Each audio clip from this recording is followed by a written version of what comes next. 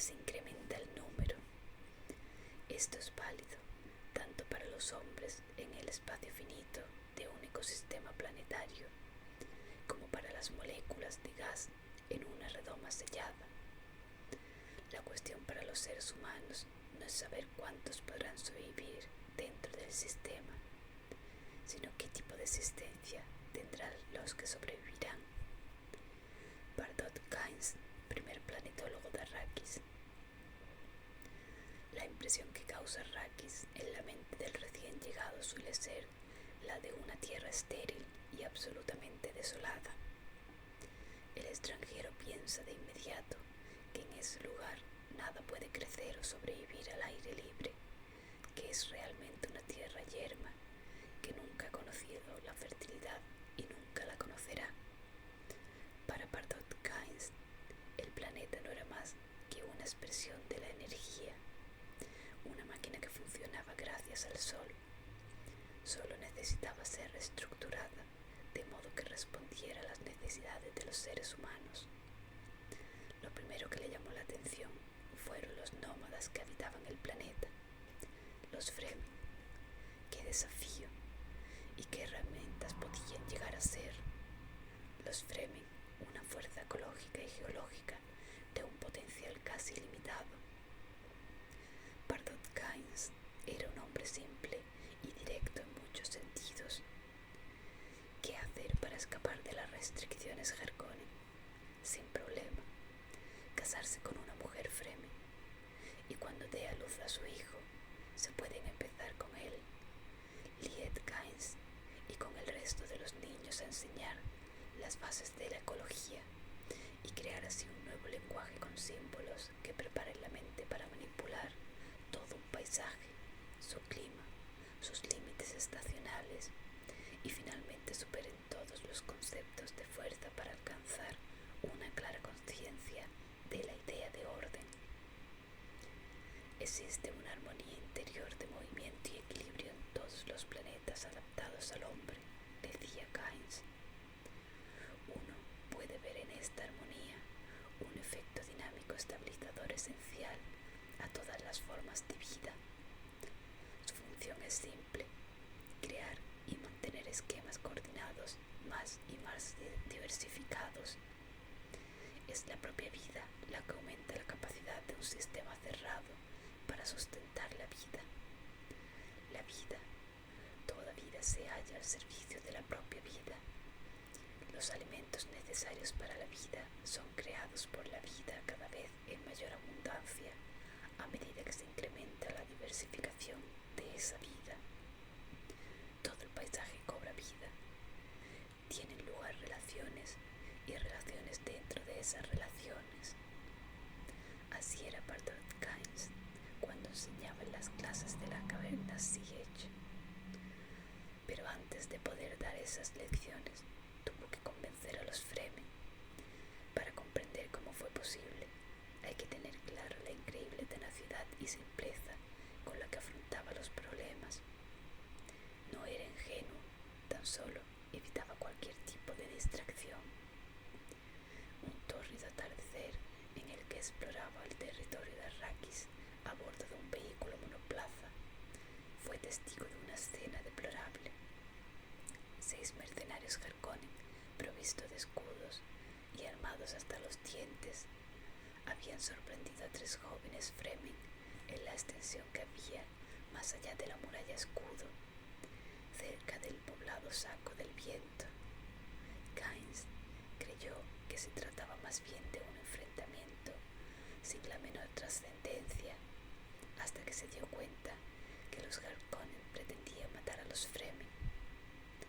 Uno de los jóvenes había caído y tenía una arteria seccionada, y 2 de los mercenarios ya estaban fuera de combate, pero aún había 4 hombres armados frente a 2 jóvenes imberbes.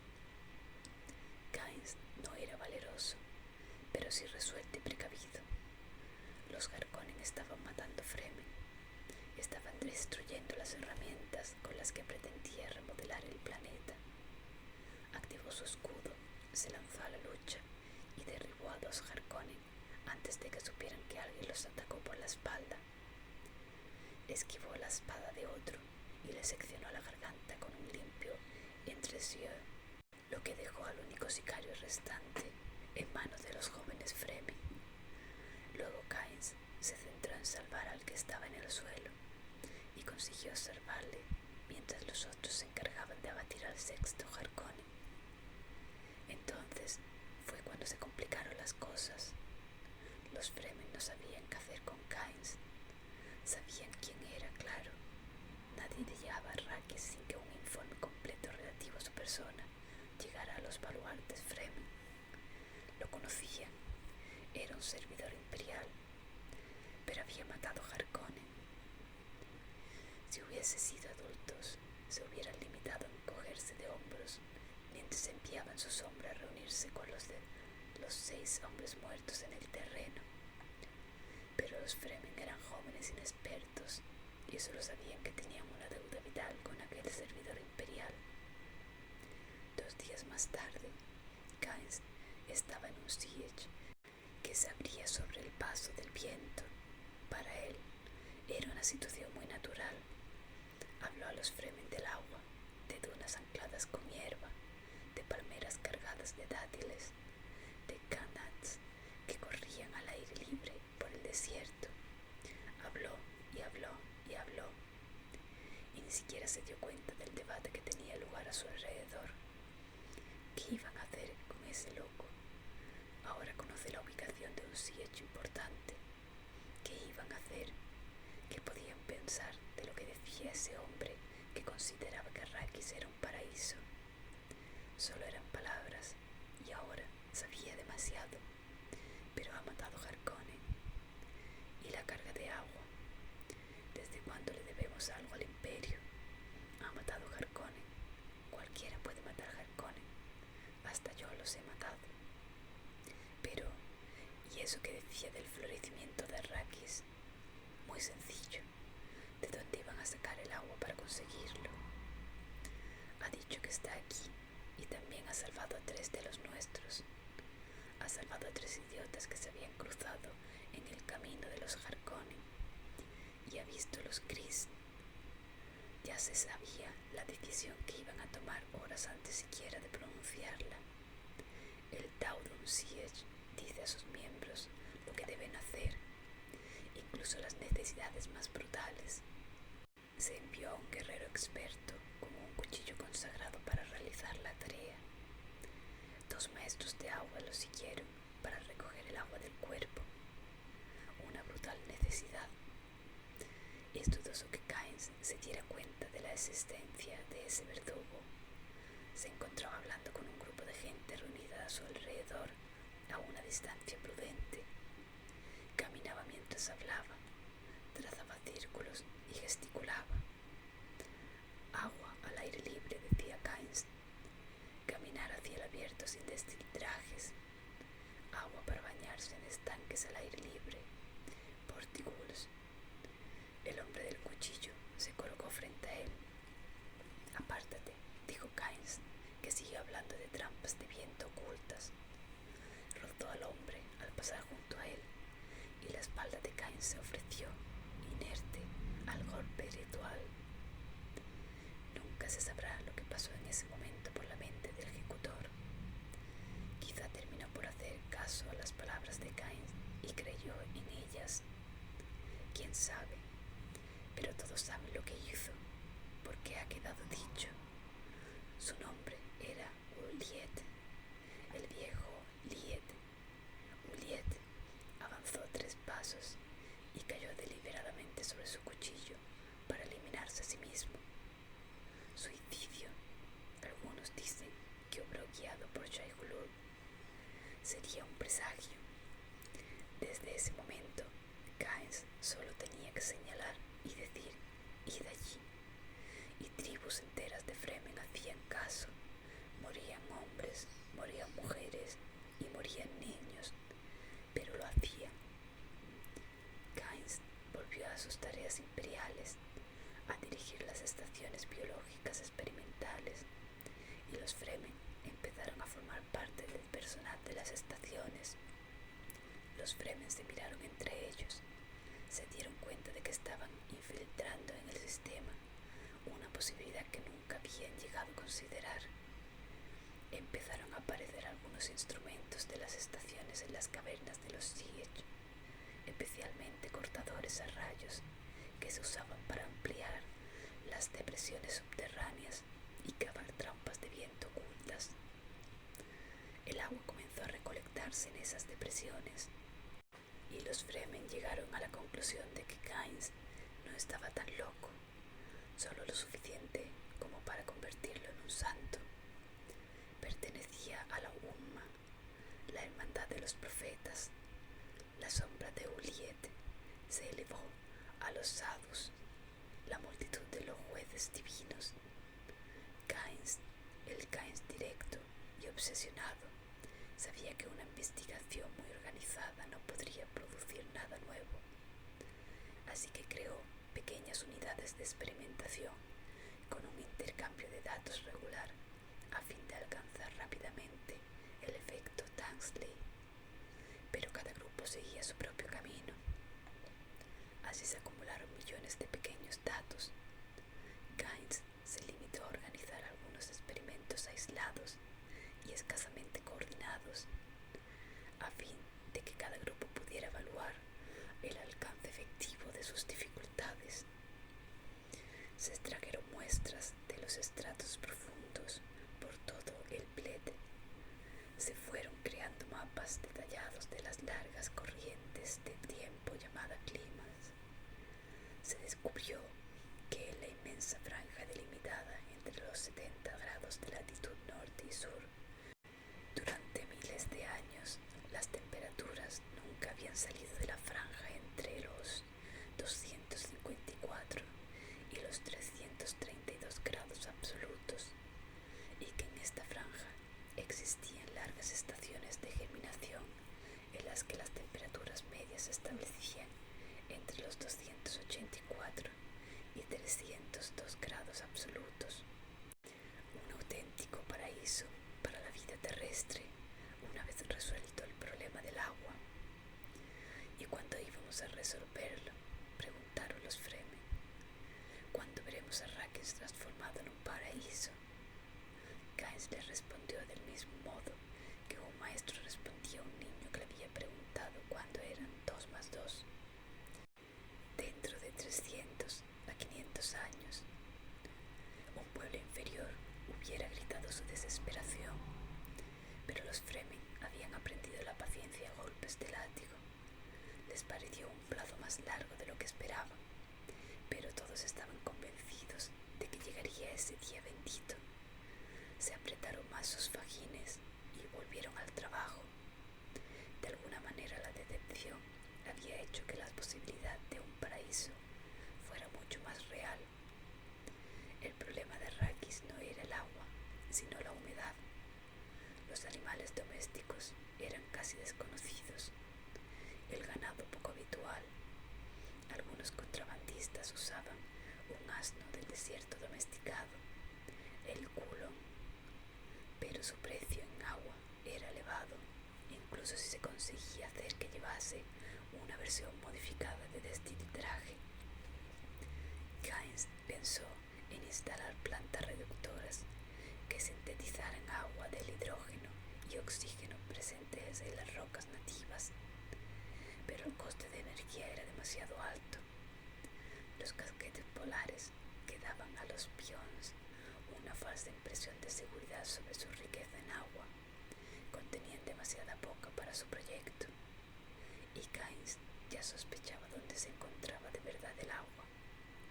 Había un aumento notable de la humedad a altitudes medias y en ciertos vientos.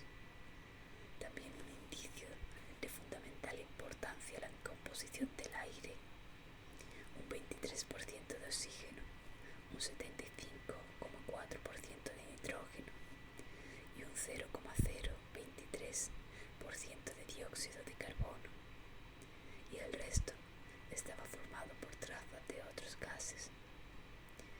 Había un tallo subterráneo nativo y poco frecuente que crecía por encima de los 2500 metros en las zonas templadas del norte. Era un tubérculo de 2 metros de largo que contenía medio litro de agua plantas del desierto transformado. Las más resistentes eran capaces de prosperar si se plantaban en depresiones provistas de precipitadores de rocío. Fue entonces cuando Keynes descubrió la olla de sal. Mientras volaba entre dos estaciones alejadas en el Bled, una tormenta desvió su tóptero. Cuando todo volvió a la normalidad, vio la olla, una enorme depresión ovalada que se extendía a lo largo de casi 300 kilómetros en su eje mayor. Una cegadora sorpresa blanca en el desierto ilimitado. Keynes tomó tierra y probó la lisa superficie que la tormenta había dejado al descubierto. Sal, ahora estaba seguro. El agua había fluido por Arrakis en el pasado. Comenzó a examinar de nuevo los restos de los pozos secos por los que había corrido el agua para desaparecer por siempre jamás. Keynes puso a trabajar de inmediato sus nuevos limonólogos Fremen recién adiestrados. Su pista principal era una especie de fragmentos de una materia parecida al cuero que se encontraba a menudo en una masa de especia después de una explosión. En las leyendas Fremen se decía que eran de una imaginaria trucha de arena. Las pruebas acumuladas daban lugar a una criatura que podía dar origen a esos fragmentos parecidos al cuero, una criatura que nadara en esa arena aislando el agua en bolsas fértiles en el interior de los estratos porosos más bajos, en los límites inferiores de los 280 grados absolutos. Esos ladrones de agua morían por millones durante una explosión de especia. Una variación de temperatura de más de 5 grados bastaba para matarlos. Los pocos supervivientes entraban entonces en una quiste hibernación semidurmiente para resurgir 6 años más tarde como pequeños, alrededor de 3 metros de largo, gusanos de arena. Muy pocos conseguían entonces escapar de sus hermanos mayores y de las bolsas de agua preespecia para alcanzar la madurez y dar lugar a un gigantesco Shai Hulud. El agua es venenosa para el Shai Hulud, como bien saben los Fremen, quienes desde hace tiempo ahogan esos escasos gusanos enanos del Erg Menor para producir el narcótico incrementador de percepción llamado agua de vida. El gusano enano es una forma primitiva de Shai Hulud que alcanza una longitud de unos 9 metros. Ahora también habían descubierto la relación cíclica de pequeño hacedor a masa de preespecia, de pequeño hacedor a Shai Hulud. El Shai Hulud dispersa la especia con la que se nutren las pequeñas criaturas conocidas como plancton de arena. El plancton de arena sirve de alimento para el Shai Hulud, que crece y se hunde en las profundidades para dar lugar a pequeños hacedores. Keynes y su gente dejaron de lado esas reacciones a gran escala para centrarse en la microecología. Primero el clima. La superficie de la arena alcanzaba a menudo temperaturas de 344 a 350 grados absolutos. A 30 centímetros de profundidad, la temperatura podría ser inferior de 55 grados. A 30 centímetros por encima, podía ser inferior en 25 grados. Hojas o una sombra densa podía proporcionar un descenso adicional de otros 18. Luego los nutrientes. Las arenas de Arrakis son principalmente el producto de la digestión de los gusanos. El polvo, el problema omnipresente, se produce debido al roce constante de la superficie por la saltación de la arena. Los granos más gruesos se encuentran en los lados de las dunas que no sufren el azote del viento. Las dunas antiguas son amarillas por la oxidación, mientras que las dunas más jóvenes tienen el color de las rocas, generalmente gris. Los lados de las viejas dunas los primeros en sembrarse. Los Fremen comenzaron con una hierba mutante adaptada a los terrenos áridos y pobres que producían fibras entrelazadas parecidas a turba, con el fin de fijar las dunas y privar al viento de su mejor arma, los granos móviles. Se desarrollaron zonas de adaptación de este tipo en el lejano sur, lejos de los observadores Harkonnen. La hierba mutante se plantó inicialmente en las pendientes no expuestas al viento de las dunas que se encontraban en la ruta de los vientos dominantes del oeste. Una vez ancladas esa cara, la otra cara de la duna crecía más y más en altura y la hierba se iba desplazando hacia dicha cara. Zips gigantes, largas dunas con crestas sinuosas de más de 1500 metros de altura se crearon de esa forma. Cuando la barrera de dunas alcanzó una altura suficiente, se plantaron hierbas largas, mucho más resistentes a las caras expuestas al viento. Se anclaron o fijaron estructuras con una base 6 veces más largas que su altura. Entonces se pasó a plantas de raíces más largas, efímeras, que no podías, hierba para el ganado, amaranta para empezar, luego retama, lupino, eucalipto, del tipo adaptado a los territorios del norte de Caladan, de marisco, enano, pino marítimo, y luego las verdaderas plantas del desierto, cactus candelabro, saguaro y biznaga. El cactus barril, donde podían crecer también, introdujeron salvia, hierba pluma del gobi, alfalfa, verbena de arena, prímula, arbustos de incienso, árbol de humo, arbusto creosota. Después dedicaron su atención a la necesaria vida animal, criaturas excavadoras que horadaban el suelo para airearlo, zorro enano, ratón canguro, liebre del desierto, tortuga de arena, y los depredadores para mantener el equilibrio, halcón del desierto, búho enano, águila y lechuza del desierto, e insectos para llenar los nichos que estos no podían alcanzar, escorpiones, 100 pies, arañas, avispas y moscas, y finalmente el murciélago del desierto para vigilarlos. Luego pasaron a la prueba crucial: palmeras datileras, algodón, melones, café, plantas medicinales, más de 200 tipos de plantas comestibles que probar y adaptar. Lo que no entiende de un ecosistema aquel que no está versado en ecología, decía Keynes, es que se trata de un sistema. Un sistema mantiene una cierta estabilidad fluida que puede ser destruida con un simple paso en falso en un solo nicho ecológico. Un sistema obedece a un orden y está armonizado de uno a otro extremo. Si algo falla en el flujo, todo el orden se viene abajo. Una persona no adiestrada puede no darse cuenta de ese colapso hasta que sea demasiado tarde. Por eso, la función más importante de la ecología es la comprensión de las consecuencias. Habían conseguido edificar un sistema.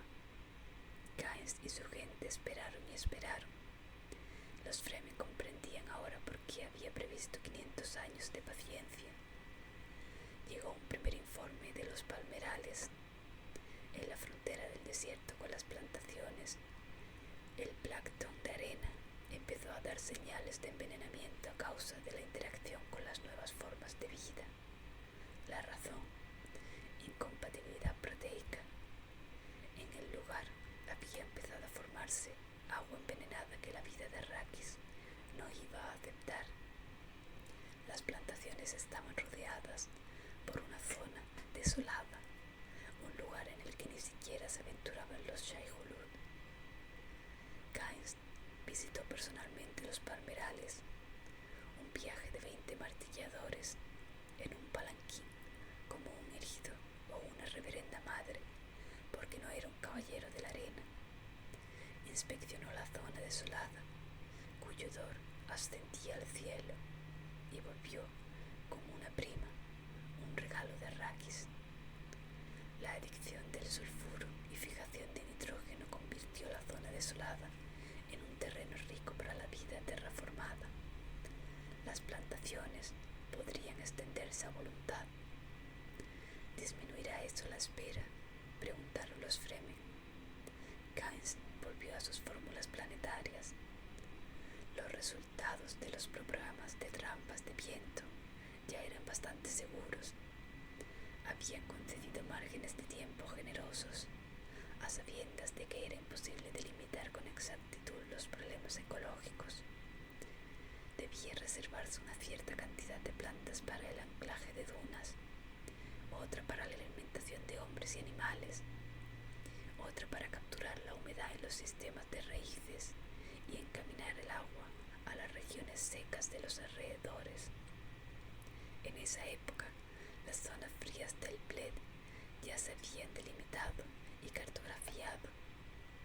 También se habían tenido en cuenta para las fórmulas. Incluso los Shai-Hulud tenían su lugar en los gráficos. No cabía la posibilidad de destruirlos, porque eso también acabaría con la especie. Pero la gigantesca fábrica, que era su aparato digestivo, con sus enormes concentraciones de aldehídos y ácidos, también era una gigantesca fuente de oxígeno. Un gusano de tamaño medio, unos 200 metros de largo, descargaba a la atmósfera tanta cantidad de oxígeno como la fotosíntesis de 10 kilómetros cuadrados de vegetación. También había que tener en cuenta la cofradía.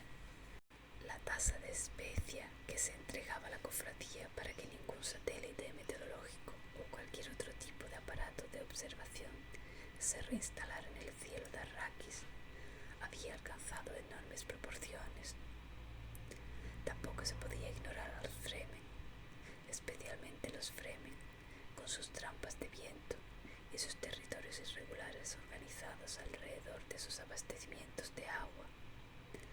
Los Fremen, con su nueva cultura ecológica y su sueño de transformar cíclicamente grandes zonas de Arrakis, primero en praderas, luego en bosques. Kynes obtuvo un resultado de los gráficos y lo comunicó. El 3%, si conseguían obtener que el 3% de las plantas verdes de Arraki contribuyeran a la formación de compuestos de carbono, alcanzarían un ciclo autosuficiente. Pero, ¿en cuánto tiempo?, preguntaron los Fremen. Claro, eso, pues en unos 350 años. Así que era cierto lo que aquel Umma había dicho al principio. El cambio no tendría lugar durante el periodo de vida de ninguno de ellos, ni tampoco durante el de sus descendientes a lo largo de 8 generaciones. Pero ocurriría. El trabajo continuó, edificando, plantando, excavando, adiestrando a los niños. Kynes el Umma murió en el derrumbe de la depresión de yeso. Su hijo, Liet Kynes, tenía entonces 19 años, un auténtico Fremen, caballero de la arena, que había matado a más de 100 Harkonnen. El contrato imperial que el viejo Kynes había pedido para su hijo le fue transmitido de forma rutinaria.